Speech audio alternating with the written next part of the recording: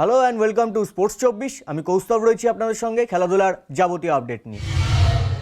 আজ স্পোর্টস 24-এর শুরুটা একটু অন্যরকমভাবে করছি। আজ 5ই ডিসেম্বর।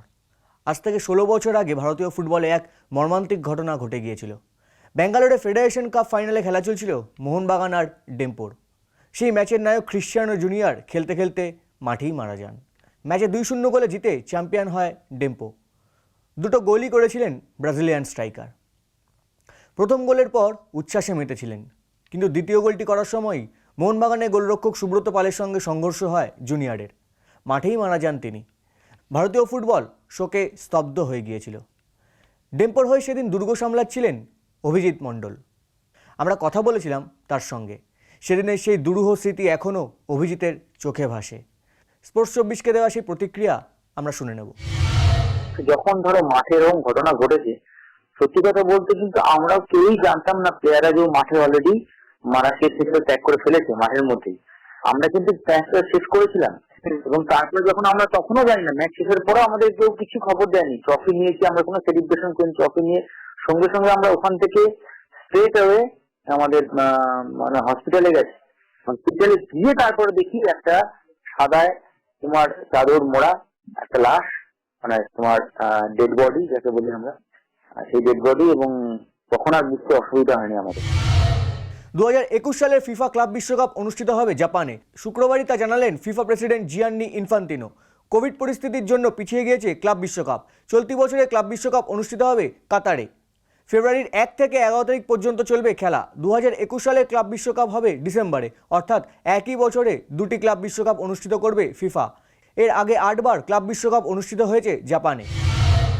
অফসাইডের নিয়মকানুনে আরও উন্নতি আনতে চায় ফিফা। শুক্রবারই তা জানালেন ফিফা প্রেসিডেন্ট জিয়ান্নি ইনফান্তিনো। ভার টেকনোলজি নিয়ে বেশ কয়েকবার বিতর্ক উঠেছে, তাই অফসাইডের নিয়মকে আরও ত্রুটিহীন করতে আসরে নামছে ফিফা। এবার নজর রাখবো একটু ক্রিকেটের খবরের দিকে। রবিবার সিডনিতে দ্বিতীয় টি-20 ম্যাচে মুখোমুখি হচ্ছে ভারত অস্ট্রেলিয়া। প্রথম টি-20 জিতে সিরিজে অ্যাডভান্টেজ কোহলিরা। তবে ভারতের জয় নিয়ে সমালোচনা করছে অস্ট্রেলিয়া। কনকাশন সাব হিসেবে জাদেজার বদলে চাহালকে খেলানোয় ক্ষোভ উগরে দিয়েছে অজি শিবির। রবিবারের ম্যাচ জিতেই সিরিজ পকেটে পুরতে মরিয়া কোহলিরা। মাথায় চোট পাওয়ায় ছিটকে গিয়েছেন রবীন্দ্র জাদেজা। তার পরিবর্তে চাহালকে খেলানোর সম্ভাবনাই বেশি। শুক্রবার পরিবর্তক ক্রিকেটার হিসেবে মাঠে নেমে 3 উইকেট নিয়ে ম্যাচের রং পাল্টে দিয়েছিলেন যুজবেন্দ্র চাহাল, তাই তাকে বাইরে রাখার কথা ভাবছে না থিঙ্ক ট্যাঙ্ক।